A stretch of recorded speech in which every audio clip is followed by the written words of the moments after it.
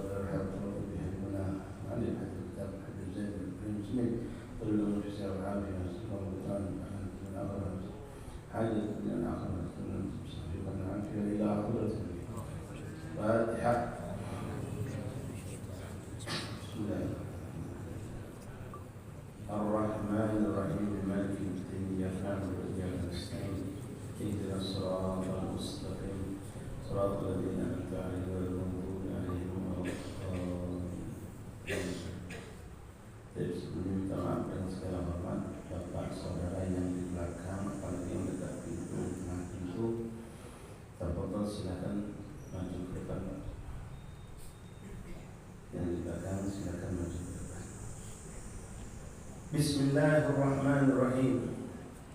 Alhamdulillahirabbil alamin. Alhamdulillahilladzi hadana li hadza wa ma kunna linahtadiya laula an hadana Allah.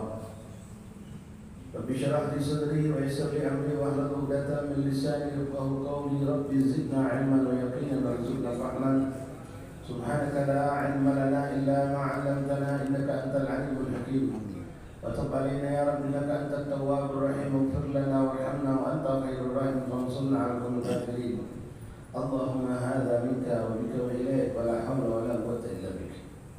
Ma'asyiral hadirin, ikhwani, bapak-bapak, saudara-saudariku, saudara-saudaraku, jemaah Majelis Taklim Masjid Jami' rahimani rahimakumullah. Assalamualaikum warahmatullahi taala wabarakatuh. Alhamdulillah, alhamdulillah, alhamdulillah, alhamdulillah, syukur ya Rabbana. Bersyukur kita kepada ya Allah, Allah yang telah memilih kita dan mengumpulkan kita dan memuliakan kita dengan perkumpulan ini. Dikumpulkan kita di tempat yang teramat sangat agung di sisi Allah.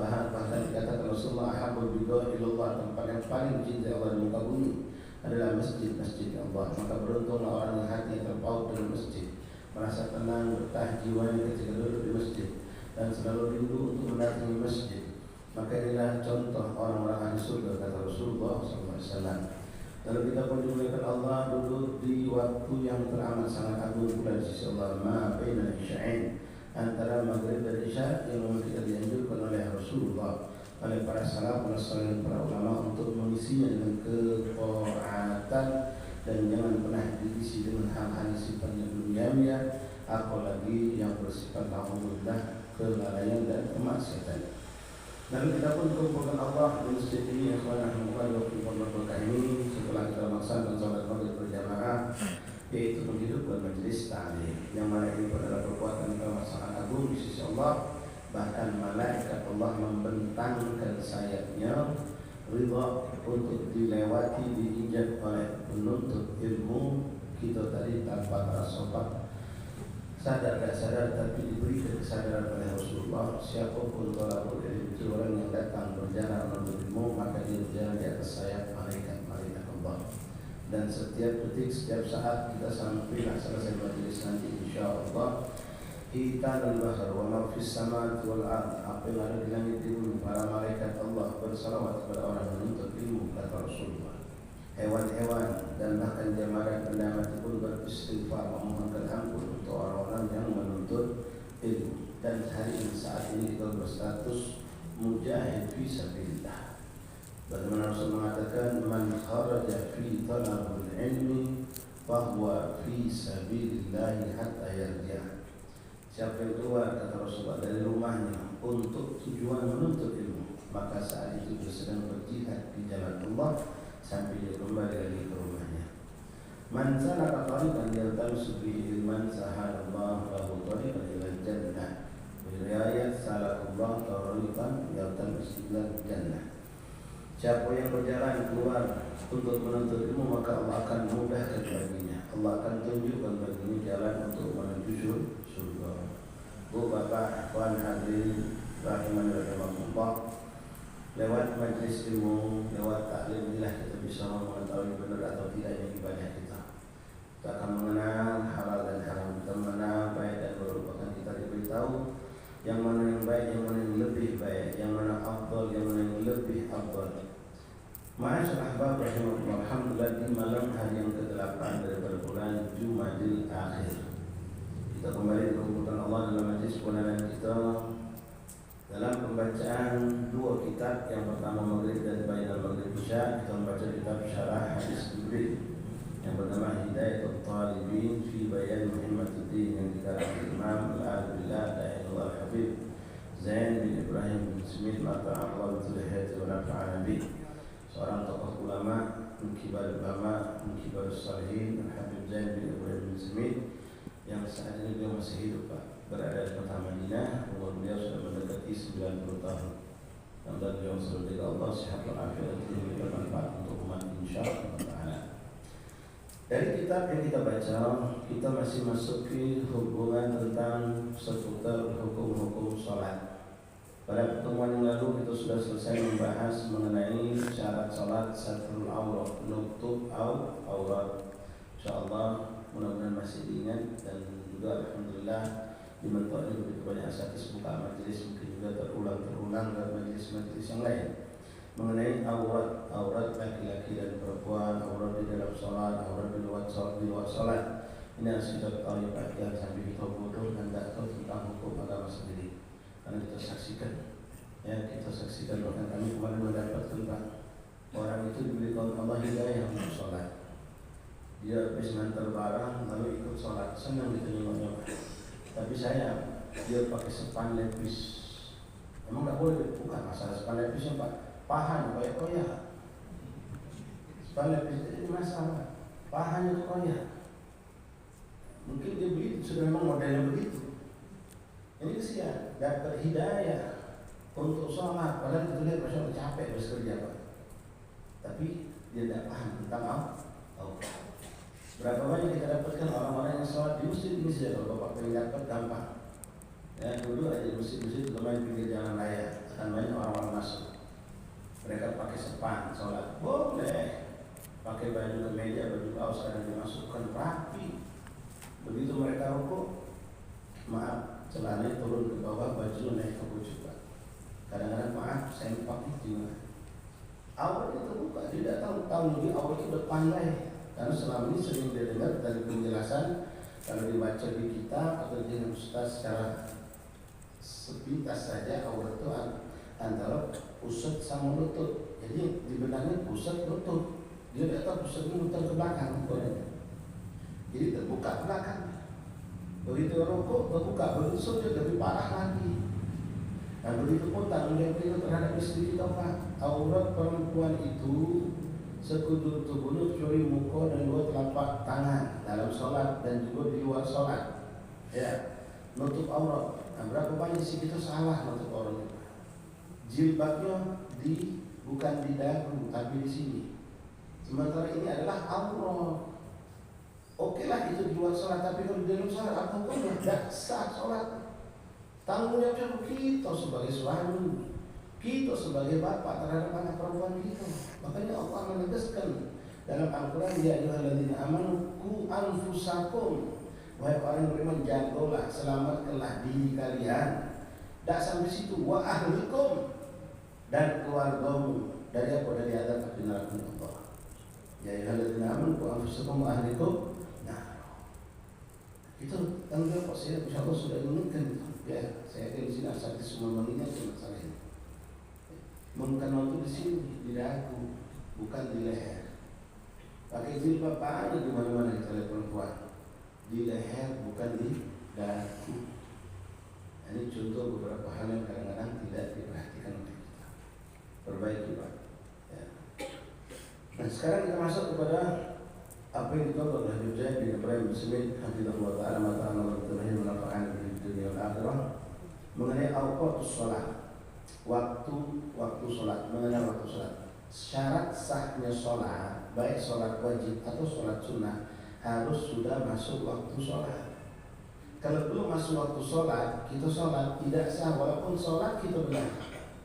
Dan masuk waktunya harus dengan keyakinan, bukan tebak-tebakan. Pecahnya sudah. Tidak bisa main pecahnya Pak. Kebetulan kita nunggu waktu subuh atau nunggu waktu adzan apalah itu sholat. Kebetulan kita nunggu Pak lampu mati sehingga mikrofon tidak terdengar. Jadi Mbak tanya kita sama bini kita, Bu sudah adzan belum? Tidak terdengar suara adzan. Pecahnya sudah. Nah, pecahnya sudah. Coba dulu jam berapa? 5 jam. Jam 6 kurang 7 menit. Rasanya sudah nih. Kalau kemarin itu jam 6 kurang 10 menit. Sekarang maju, pecahnya sudah. Sudah rasanya. Tidak bisa Pak. Harus dengan keyakinan. Keyakinan itu dapat dengan apa? Ya di antaranya kalau kita sekarang dengan suara adzan. Atau memang kita ada alarm di HP yang memang mabut, mana mabut itu konkret tepat waktu. Ya, atau kita bertanya kepada saudara kita di telepon, adalah yang meyakinkan kita, walaupun adzan tidak terdengar, beduk terdengar, suara adzan. Walaupun ada itu belum terdengar. Nah, ini syarat kalau masuk waktu. Kalau kita ragu maka kita pastikan. Misal tadi contoh maghrib jam 5 lewat 5:06 barangkali sedih. Ya. Nah, kemarin 2 hari yang lalu 5 lewat 5:05. Nah, pastikannya tunggulah jam 6 baru sholat. Karena jam 6 sudah bisa dipastikan pasti sudah masuk waktu sholat. Yang kita bingung perselisihan adalah lewat 5 lewat 57 atau 58. Ada lewat 57 atau 58 hari ini. Kalau jam 6 jelas sudah masuk. Nah, ketika kita tidak ada tanda apa, pastikan dengan waktu yang kita tidak ragu. Kalau main itu pecahnya Pak, lalu benar tetap tidak sah sholat kita. Tetap tidak sah. Kebetulan lampu mati, sudah kamu sholat, komat, Allah sholat. Begitu selesai sholat, tetap nyala lampu Pak. Lampu nyala, mic langsung hidup. Terdengar suara sini, asyhadu an la ilaha illallah wa la syarika lah. Atau imamnya katakan pas lampu terang, assalamualaikum warahmatullah. Assalamualaikum warahmatullah. Kata yang sholat itu alhamdulillah pas. Kita sholat tadi sudah masuk waktu sekarang. Orang masjid baru assalamualaikum. Berarti pas kita sholat tadi sudah masuk waktu sah sholat kita. Kenapa? Dia tidak berdasarkan keyakinan. Harus dengan keyakinan. Jadi sholat itu harus tepat. Dan tidak boleh kita nganyang Pak. Ini nganyang bukan. Orang mau sholat naik pesawat atau naik kereta atau naik kapal. Adzan jam 12.00 misal zuhur. Adzan 12.00. Sementara kapal ini atau bus ini akan berjalan jam 12 kurang 10. Tidak pula sedikit lagi juga. Tidak bisa. Sholat dulu dia 12 kurang 10. Selesai sholat pas jam 12 baru masuk waktu zuhur, bus pun jalan. Alhamdulillah sudah sholat. Loh, kok alhamdulillah sholat udah sah. Jangankan maju 10 menit, maju setengah menit pun tidak boleh. Masalah sholatnya Pak. Ya, kalau masalah adzan yang keduluan, tapi sholat itu tetap di dalam waktu sah. Kebetulan muadzinnya bangun tidur terkejut Pak. Mata belum kencang memandang, giginya kencang. Yang itu sudah jam 12, sudah 12 kurang 10. Langsung hidup ke mic, Allahu Akbar, adzan dia. Tapi kita sholat jam berapa? 12:05 baru sholat kita. Tidak apa-apa, adzannya yang salah, sholat itu tidak salah. Kita sholat tepat pada waktunya. Nah, untuk kehidupan kita zaman sekarang, alhamdulillah Bapak hadirin Allah sudah dimudahkan Allah. Ya, kita tinggal lihat ada jadwal yang sudah ada di HP Bapak, tinggal buka di masjid musola ada jadwal. Bahkan Bapak ini bisa membuat jadwal sampai 10 tahun dengan ilmu falak mereka miliki. Dan subhanallah akurat tepat. Sekarang kita memang sudah ada jadwal yang dikeluarkan oleh Depak, oleh Masjid Jami Kalau di Palembang dan Masjid Agung mengeluarkan. Depak mengeluarkan, di share di grup, ada yang rajin masya Allah di fotokopikan, dibagikan sama di setiap bulan. Amal sepele tapi jadiah luar biasa. Termasuk kami mendapatkan manfaat itu. Kertas dari teman kami itu nanti kasih 4-5 saya tempelkan di musola pesantren, saya tempelkan di ruangan-ruangan yang tertentu, saya bawa bermanfaat. Nah, yang jadi masalah sekarang kadang-kadang jadwal udah tepat. Ya, jadwal sudah tepat. Adzan zuhur 12.00 misal. Maghrib jam 6.00. Yang tidak tepat jam dinding kita. Makanya suka berselisih antara masjid sama masjid. Nah, di sini minta maaf mungkin termasuklah juga, bukan saya katakan tanggung jawab Masjid Jami, tapi Masjid Jami mungkin bisa nanti mengajukan. Ya, kita nggak amali bakal Ramadan. Ramadan ini masalah ini paling fatal. Masalah adzan maghrib sama adzan subuh. Kalau itu adzan keduluan setengah menit saja lalu orang berbuka puasa belum masuk waktunya, batal semua puasa orang itu. Yang nanggung dosanya kita yang adzan. Masih mending kalau kita mundur terlambat. Ya, seharusnya jam 6.00 sudah adzan, kita jam 6.00 lewat 15 detik baru adzan. Sehingga orang buka puasa terlambat 15 detik, nggak jadi masalah. Terlambat semuanya pun tidak jadi masalah. Puasa mereka selamat, cuma mereka terlambat sedikit dari buka puasa. Tapi kalau keduluan, musibah. Sebaliknya, subuh seharusnya sudah waktu adzan, kita belum adzan, orang masih nyantai. Sudah masuk waktu subuh, stop makan minum, tapi orang belum dengar adzan. Nyantai masih betulnya yang salah hal. Makanya muadzin itu harus tanggung jawab terhadap waktu sholat. Di sini yang tadi saya sampaikan, mungkin bisa lewat Ya sebenarnya tanggung pemerintah, bagian kesra, bagian keagamaan untuk mengatur itu agar jangan sampai nanti bentrok masjid ini sampai sana ada yang duluan, ada yang terlambat. Masing-masing mengatakan kami yang paling tepat, kita yang di tengah bingung pak. Masjid kanan sudah ada, masjid kiri belum ada, di tengah-tengah. Kamu ada jam 6, kamu jam 6 juga ini maghrib. Kok bisa tidak bareng? Jam tidak bareng. Makanya tugas pemerintah itu sebetulnya lewat kesra atau lewat bagian keagamaan atau lewat KUA datang mesin masjid bawa benar jam. Kalau jadwal sama, semua jadwal sama, tapi yang tidak sama itu jamnya ini. Ya ada yang maju setengah menit, ada yang semenit, ada yang 3 menit maju. Disitulah perbedaan adzan itu terjadi. Kalau sekarang kita aman-aman aja, tapi kalau nanti belum puasa itu bisa jadi masalah. Ya bisa jadi masalah. Wallahu a'lam. Ikhwan rahimakumullah, di sini digambarkan seandainya ini kembali ke zaman dulu, tapi bisa kita pakai untuk sekarang. Kita tidak menemukan adzan, kita dalam perjalanan di tepi pantai, di pulau yang tidak ada adzan, tidak ada penduduk, ya, atau kondisi keadaan kondisi kita berada di negeri orang kafir barangkali tidak ada Islam di situ. Bagaimana kita mau mendengar adzan itu? Kalau kita ada alarm, kita ada jam, ada apa, ya ada adzan, kita bisa mendengar. Sekarang tidak ada semua. Maka bisa kita mengambil hukum masuk waktu sore dengan melihat keadaan alam. Keadaan alam, walaupun nanti ini setiap kitab akan menjelaskan hal yang sama. Walaupun kalau kita perhatikan nanti keadaan itu berbeda dengan waktu adzan yang kita dapatkan dari jadwal sholat. Contoh di sini disebutkan wa yashtartu lisatu sholat al-umur bidukul waqtiha aw dhannuhu bil ijtihad faman jahilahu wajib alayhi an yajtahid bil amarat wa yajuz i'timad al-mu'adzin thiqatin 'arif bil awqat wa man shalla ma'a syak lam tasih salatuhu. Ya dahulu waktu zuhur. Sekarang beliau sebutkan masuk waktu zuhur. Masuk waktu zuhur dengan apa? Bizawali syams ila masjidil dzil kulli syai'in mithlahu wa yadhil istiwa. Waktu zuhur itu Bapak masuk waktunya kalau kita boleh mau meneliti. Ya kalau dulu kan ada di masjid-masjid amal itu ada jam pasir. Ada jam seperti kompas. Dibuat kayak batu, di tengahnya ada besi yang dipasang. Dari situ kita bisa melihat bayangan.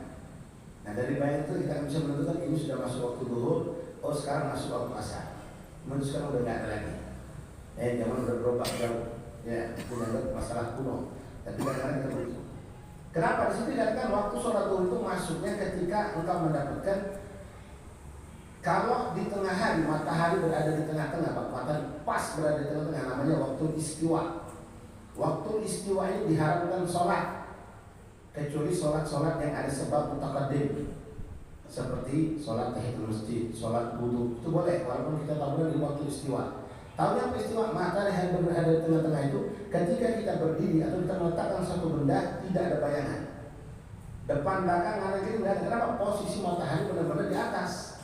Kita berdiri tidak ada bayangan. Cuma jangan langsung wah hebat aku tidak ada bayangan.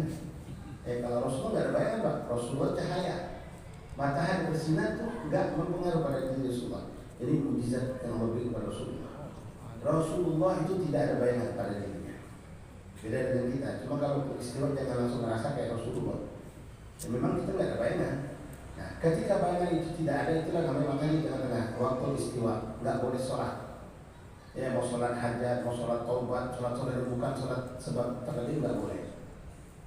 Tapi kalau sebab mutaqaddim, apa itu sebenarnya ada sebab dulu baru ada sholat. Contoh sholat tahiyatul masjid, ada yang masuk masjid dulu baru sholat tahiyatul masjid, boleh. Sholat sunnah wudu, ada yang wudu dulu baru ada sholat wudu, itu boleh. Ya, atau sholat yang berbarengan seperti kebetulan pas waktu istiwa itu terjadi gerhana matahari, boleh sholat tahiyatul, sholat gerhana matahari. Atau untuk sholat-sholat yang wajib misalnya. Nanti itu ada bab sendiri mengenai sholat waktu-waktu yang tidak dibolehkan untuk bersolat. Nah, waktu zuhur sampai kapan? Kata beliau, dan ini kata semua ulama-ulama kita lama yang kita baca sama Pak. Waktu zuhur itu akan berhenti atau habis ketika bayangan suatu benda itu ukurannya sama dengan benda itu. Jadi misal kita mendirikan, meletakkan satu pena panjangnya 20 cm, kita dirikan. Begitu matahari tengah nggak ada bayangan, matahari sudah bergeser, akan muncul bayangan dari sisi yang berlawanan. Nah ini akan bayangan akan terus memanjang, semakin jauh matahari semakin memanjang. Begitu ukuran bayangan yang sama dengan ukuran benda itu, maka itulah titik terakhir waktu zuhur. Begitu dia lewat lebih panjang bayangan itu dari bendanya, maka sudah masuk waktu asar. Nah, tapi ini kalau Bapak praktek besok, kalau penasaran, kita lihat ternyata belum masuk asar. Ya, itu mungkin kita dapatkan jam 3 kurang. Sementara sekarang asar 3 lewat 13 atau 12 barangkali di sini. Kalau memang udah lewat 16 dan 15. Nah, jadi kita ikutin mana? Ya, kita ngikut aja jadwal yang sudah ada. Karena lebih dari waktu yang semestinya itu lebih masuk waktu asar. Tapi yang jadi masalah, zuhur orang mungkin masih menyangka itu masih waktu zuhur. Lalu sholat asar, tsumma bihi yadkhul waktu asar ila ghurubis syams. Kemudian masuk waktu asar. Masuk waktu asar ini sebagian ulama mengatakan dari semenjak masuk waktu zuhur tadi, dari semenjak bayangan itu lebih dari bendanya sampai terbenam matahari. Selesai asar. Begitu terbenam matahari masuk waktu maghrib. Nah, tapi ada juga mengatakan ketika satu benda itu bayangannya 2 kali lipat dari benda itu. Jadi kalau benda tadi 20 cm, bayangannya udah mencapai sampai 40 cm. Begitu 40 lewat sedikit, berarti asar selesai. Nah, ini kadang-kadang memang tepat maghrib, tapi kadang-kadang sebelum maghrib itu udah tidak ada lagi bayangan itu. Ya, sudah mendekati maghrib itu sudah tidak ada lagi bayangan. Kalau masih mega merah itu masih waktu asar, belum masuk maghrib. Dan begitu sudah hilang mega merah, masuk waktu maghrib dengan terbenamnya matahari. Lalu waktu maghrib yadkhulu waktu maghrib ila maghrib syafaqil ahmar ala dhuhar. Wa bi yadkhulu isya. Waktu maghrib itu berlanjut dari mulai terbenam matahari sampai enggak ada lagi mega merah, enggak ada lagi mega kuning. Yang ada cuma langit gelap. Nah, kalau kita lihat juga sekarang, ya maaf, adzan isya nanti jam berapa? Sampai di jam 7 lewat 13 menit mungkin. Ya, kalau kita memang lewat 15 menit. Katakanlah. Ya, mungkin jam 7 udah enggak ada lagi mega merah. Jam 7 udah enggak ada lagi mega merah, mega kuning. Apakah sudah masuk isya? Ya, kalau kita lihat dari apa yang tertulis dari kitab-kitab lama sama seperti itu, maka bisa dikatakan sudah masuk waktu isya. Tapi untuk lebih aman, untuk zaman kita sekarang ikutin ada waktu yang sudah terjadwal, enggak ada khilaf. Lalu isya masuk tuh bihirul isya ila tulil fajr, sampai masuk waktu fajar, waktu subuh. Nah, subuh waktunya sampai kapan? Sampai terbit matahari. Singkatnya, untuk masalah waktu sholat ini kita nggak perlu repot melihat matahari muncul dulu, ya, melihat bintang, melihat awan, melihat bayangan, melihat apa, dia ada jadwal sholat selesai. Ya, karena jadwal sholat itu disusun bukan main hitung-hitungan saja, itu memang ada hitungannya, pakai ilmu falak, ilmu-ilmu yang memang menentukan waktu sholat pergeseran matahari, bulan, semua ini terjadwal dengan tepat. Ya, ikutin saja, karena mereka pun bukan sembarang orang, ya, ahli agama yang juga ahli cendekia, yang mereka juga punya alat-alat yang canggih yang bisa menentukan kapan bulan itu dimulai, kapan maghrib, kapan isya, kapan subuh, dan seterusnya. Nah, sekarang beliau menjelaskan kepada kita untuk orang-orang suka melalaikan sholat. Wa ya'mu ta'khirus shalah hatta yaqa'a ba'dha kharij waktu min ghairi udhur syar'i. Haram hukumnya kalau orang suka menunda sholat sampai akhirnya waktu sholat itu udah tinggal sedikit. Begitu dia takbir, sholat dapat 2 rakaat, adzan. Haram, walaupun sholatnya harus diteruskan, yang enggak diputuskan. Jadi kalau ada orang disengaja, ada orang enggak sengaja, orang sengaja. Sekali contoh orang yang memang melalaikan, lalai, asik dengan pekerjaan, asik dengan main bola, asik dengan main game, asik dengan ngobrol segala macam. Diingatkan masih jatah lagi. Pas sudah mepet waktu baru ambil wudhunya enggak sempurna kadang-kadang. Sholat, Allah, baru dapat 1 rakaat, baru dapat 2 rakaat, belum sempurna. Terdengar adzan, katakanlah zuhur, terdengar adzan asar. Bagaimana hukum orang? Haram perbuatan yang dia menunda tadi. Dan hukum sholat itu kan apakah dengan adzan lalu dia batalkan? Tidak, teruskan. Sholatnya diteruskan, diselesaikan walaupun sudah separuh masuk waktu sholat asar. Cuma perbuatan dia haram. Dan apakah dituntut untuk mengqadha? Tidak, karena dia sudah mendapatkan sebagian dari sholat itu di waktu sholat itu. sebagai dilakukan waktu zuhur, cuma sebagai masuk sudah asar. Perbuatan menunda yang dengan sengaja seperti ini haram, tapi kalau tidak sengaja maka itu tidak haram. Ketiduran memang karena kecapean, karena sakit, minum obat, kita nggak tahu kalau obat itu minum obat tidur, udah pesan sama istri sama anak, bangunkan mereka lupa bangun, tiba-tiba kita dibangun dulu, udah terlambat, mepet waktu, begitu dari waktu sholat, ya Allah, ini nggak bakal cukup, ini udahlah tanggung nanti aja lah, nggak boleh. Gak bisa itu sudah tanggung, saya tahu benar kalau adzan nanti saya sholat paling dapat 2 rakaat, adzan tanggung, mending nanti aja lah sholat adzan asar baru kodok. Enggak boleh. Sholatlah sekarang perkara tidak ternyata di tengah perjalanan sholat masuk waktu sholat berikutnya, selesaikan sholat kita. Nah yang seperti ini tidak dosa bagi orang yang memang tidak disengaja melambatkan melalaikan sholat. Kemudian penyakit melalui sholat dari bapak Allah jangan pernah kita lakukan dengan kejujuran istri kita. Seorang perempuan kalau haid nggak boleh sholat dan tidak dituntut mengkodok sholat ketika sudah suci. Ini bentuk rahmah dalam syariat. Kalau perempuan wajib kodok sholat, waduh pak, yang preman pakai kodok. Ya seminggu sampai 10 hari bahkan sampai 15 hari nggak sholat harus dikodok 15 hari. Enggak, Allah katakan saat kamu nifas, saat kamu haid oleh perempuan sholat nggak boleh dan tidak dituntut mengkodok.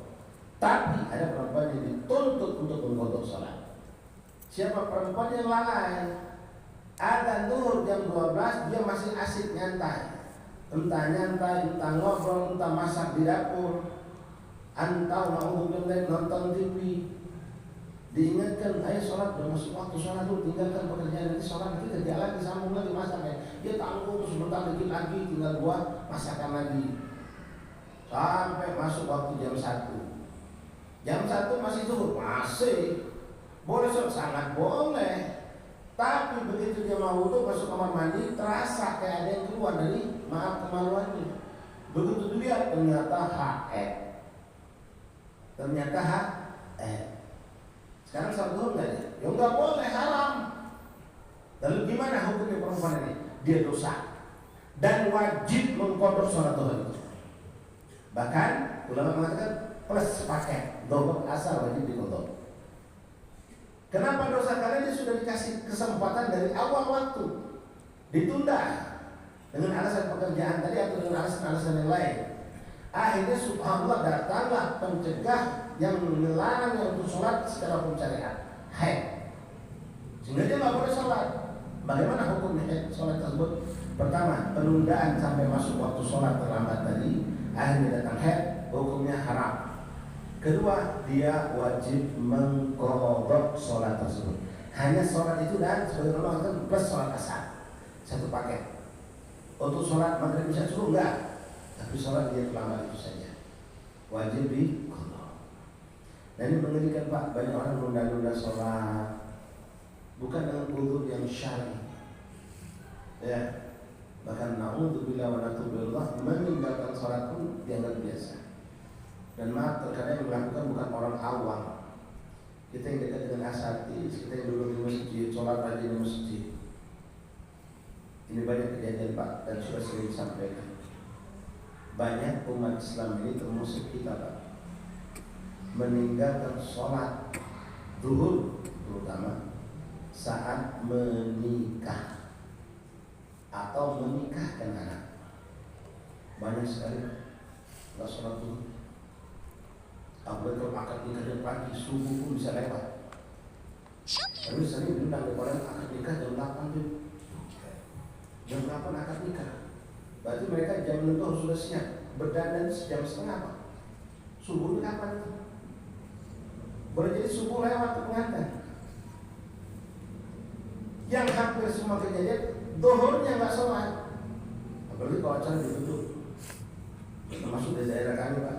Daerah Afganistan, Palembang itu kalau sudah ada beberapa kampung-kampung tertentu itu mereka gagah-gagahan dan mengadakan acara kawinan 2 malam dia waktukan kawinan dari pagi, naik malam itu dari jam 9 sampai asar lewat. Acaranya macam-macam, didandani, orang kawin, zuhur lewat asar lepas orang capek, dan itu yang hal sepele. La Allah ya kawan. Imam Abdullah bin Husain bin Tahir, Imam Ahmad bin Husain bin Ali bin Abdullah al-Habsyi, dan banyak para ulama mengatakan dalam ungkapan beliau, "Lau hajjasta 'ala marrah wa tarakta salatan wa tahawwalta salatan marratan wahidah fa'lam annaka minal khasirin yaumil qiyamah." Seandainya engkau mampu berhaji 1000 kali, ini perumpamaan yang tidak masuk logika, tidak masuk syariat.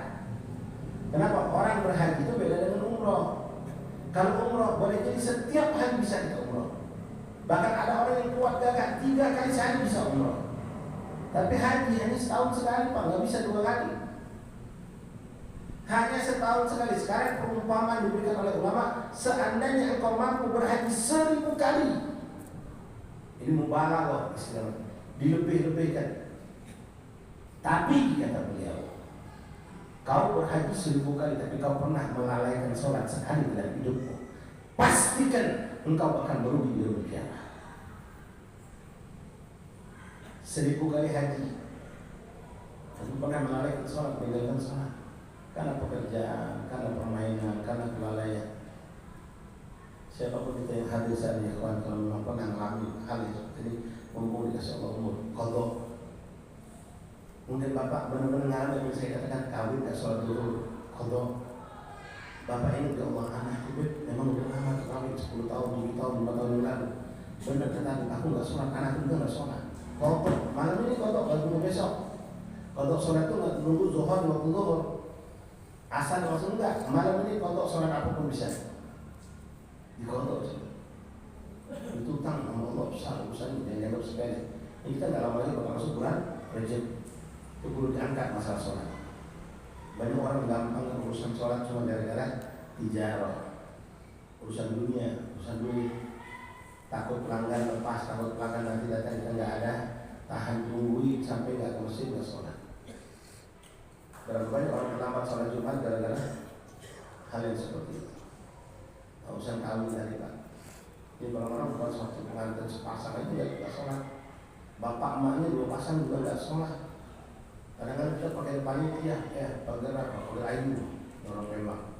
Oh, perempuan-perempuan pakai rapi, nyambutan, sama. Dan ini sebelum bubarnya tidak bisa asal. Kadang asal itu lepas. Nasallallahu alaihi wasallam. Kemudian awbadahu awwathika min al-istighad qabla al-insyan wa ikrahu li ajli jama' bis safar. Wa yahmu ta'hiru shalah hatta yata'abatu akhar min ghairi udhrin syar'i. Tidak boleh melambatkan, apalagi sampai lambat hilang separuh waktu sholatnya, apalagi sampai lewat waktu sholat. Gara-gara main bola, gara-gara nonton bola, misalnya Rasulullah ya. Haram hukumnya. Wala yu'dharu illa bin naum qabla al-walad. Ada yang dibolehkan dalam arti kita nggak dosa tapi tetap sholat ketika ada udzur syar'i. Udzur syar'i seperti apa? Lupa, iya bisa jadi orang lupa Pak. Ya, kita kadang-kadang dengan kesibukan yang membuat kita lupa. Contoh misalnya, ya, kita biasa sholat maghrib, sholat isya di masjid. Kebetulan, ya ini minta maaf, saya bukan mau mengajari Pak. Cuma kalau ini ada, yuk kita ubah pelan-pelan. Mengadakan acara tahlilan habis maghrib, judulnya mengadakan maulidan habis maghrib, judulnya mulainya udah dekat isya. Singkat cerita, adzan isya kita masih kumpul di rumah si fulan. Kadang selesai tahlil pakai ceramah, habis ceramah makan.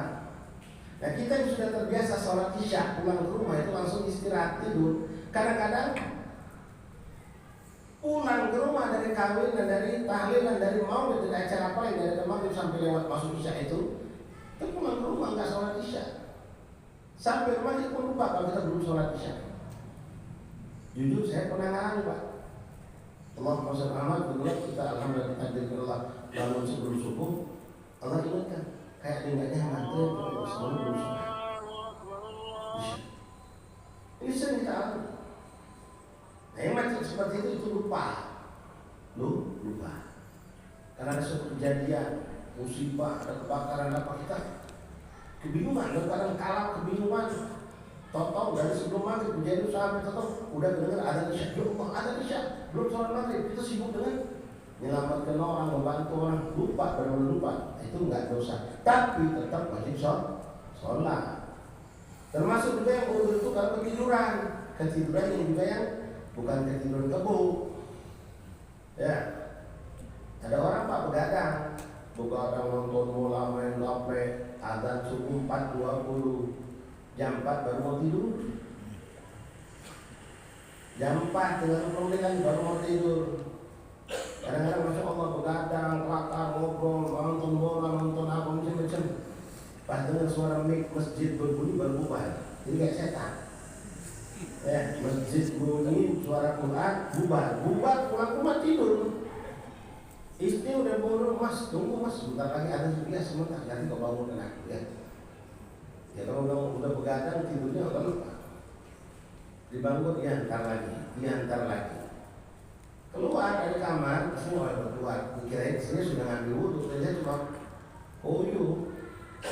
cuma ke kamar mandi kencing, habis kencing balik lagi tidur lagi, belum sholat subuh. Istrinya kira sudah keluar, sudah sholat subuh. Udah dibiarkan. Udah jam 6:30, jam 7 baru bangun. Kenapa? Anaknya mau pamitan pergi sekolah. Pak, cium tangan tak jajan. Kemana ke sekolah? Ya berapa ini? 6:30, belum sholat subuh. Haram tidurnya, haram begadang. Dan orang seperti ini wajib qadha fauran. Apa itu fauran? Harus, tak boleh tunda.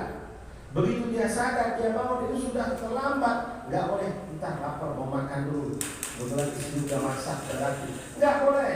Gerah mau mandi dulu, nggak boleh. Langsung ambil wudu sholat. Nggak boleh ditunda, nggak boleh. Harus fauran, langsung. Nggak ada cerita, ada tamu, nggak boleh. Ada HP, ada WA menjawab, nggak boleh. Haram semua. Kenapa? Dia melalaikan sholatnya. Maka begitu sampai dia langsung, begitu masuk, begitu tahu dia sudah masuk waktu sholat, langsung harus berwudu, langsung sholat. Beda dengan orang yang uzur syar'i, Pak. Bisa kita sentuh ada orang sakit di malam hari mentah bertahankan, angin nggak bisa tidur dia, Pak. Begitu bangun jam 2, kalau aku nggak minum obat nggak bisa, aja minum obat. Karena pengen sembuh.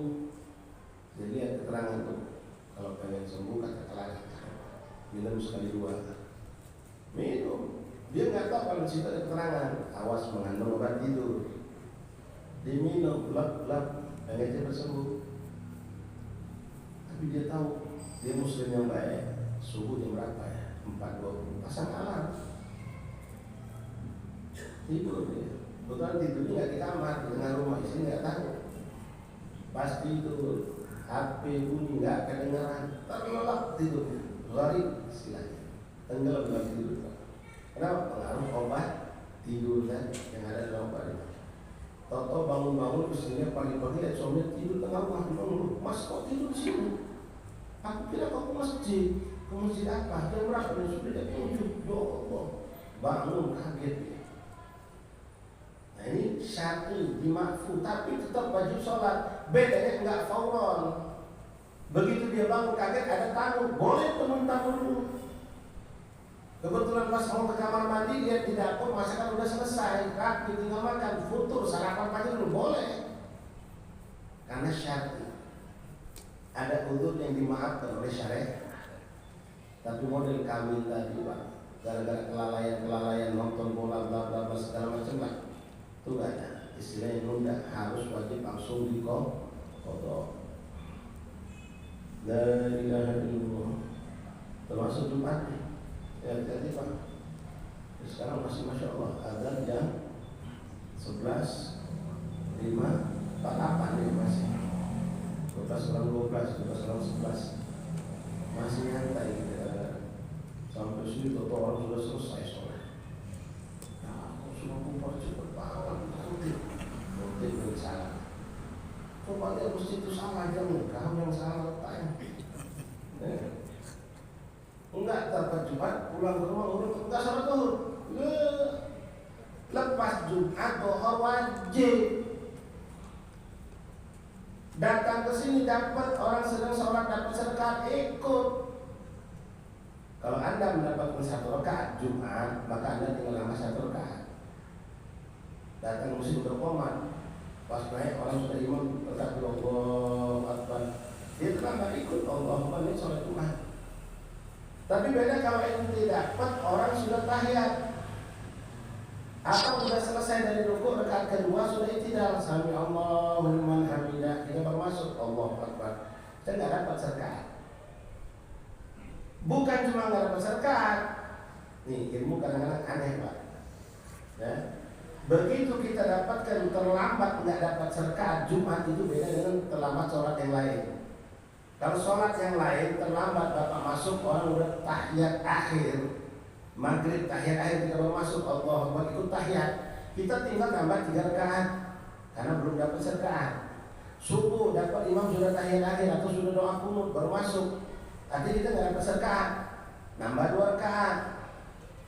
Tapi kalau Jumat enggak dapat serkaat wajib sholatnya zuhur tapi dengan niat Jumat.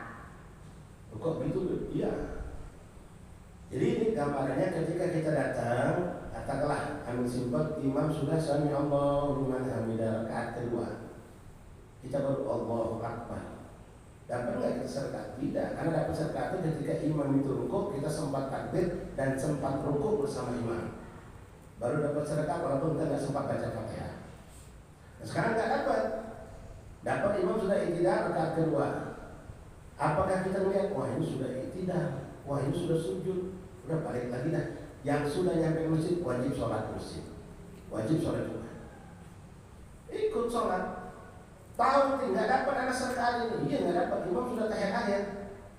Ikut sholat usolli fardhu Jumat rakaatain. Niat sholat Jumat. Duduk tahiyat. Assalamualaikum berdiri Pak. Kan belum sholat kita. Baru niat ikut tahiyat berdiri. Sholatnya berapa rakaat? 4 rakaat. Sholatnya sholat zuhur, niatnya niat Jumat. Kok begitu? Ya begitu. Inilah hukum syariat. Ya. Jadi terlambat sholatnya zuhur. Kalau Anda belum masuk masjid, belum sampai masjid, silakan masih di rumah dengar udah tahiyat atau sudah rakaat kedua, nggak bakal dapat. Itu sholat zuhur aja di rumah nggak apa-apa. Tapi kalau sudah masuk perkara masjid atau sudah masuk ke atas masjid, itu nggak boleh pulang sholat itu. Niatnya Jumat, sholatnya sholat tuh. Tapi kalau dapat serkaan, tinggal nambah 1 rakaat. Lebih aneh lagi hukum ini, Pak. Ya, katakanlah tadi si Ujang terlambat 1 rakaat. Ketika salam imam, dia berdiri nambah 1 rakaat. Si Budi terlambatnya nggak dapat serakaat. Tahiyat akhir baru masuk. Maka si Budi harus sholat berapa? 4 rakaat. Ujang sama Budi begitu assalamualaikum semuanya berdiri. Si Ujang nambah serakaat, si Budi nambah. Datang si Udin baru datang, imam udah salam. Sekarang Udin mau ikut yang mana nih? Sholat ikut Ujang apa ikut? Ikut Ujang. Ujang selesai 1 rakaat, assalamualaikum, niat sholat Jumat Pak, niat sholat Jumat. Begitu Ujang assalamualaikum, dia nambah berapa? 1 rakaat. Loh kok bisa nyari? Si Budi kan dapat sama imam, cuma tahiyat akhir. Lah ini nggak dapat sama sekali sih. Siapa tadi? Udin. Si Udin ngikut si Ujang. Si Budi harus 4 rakaat, si Udin kok cuma nambah 1 rakaat. Inilah syariat. Kalau pakai logika, udah benar itu saatnya dia 4 rakaat juga. Ya, ini ilmu, inilah syariat yang harus kita ikuti. Ya sama simpelnya kalau kita menyebut buang air, buang angin. Untuk kita harus wudhu lagi ini dicuci apa pantat? Bukan, muka, tangan, rambut, kaki. Kalau pakai logika ya pantat kan harus dicuci. Ya ternyata sih tidak. seterusnya sampai kita lanjutkan kemudian setelah sholat isya. Insyaallah nanti setelah sholat isya kita sambung pembacaan beberapa hadis Rasulullah SAW kita perhatikan. La ilaha illallah, besok subuh insyaallah kita ada majelis biasa di surau Tanjung setelah sholat subuh kita baca Idul-Adha lalu kemudian kita tentang Idul Imam Nawawi Al-Qurtubi. Bagaimana ada isya? Silakan kalau ada yang mau tajwid dulu atau berwudu silakan.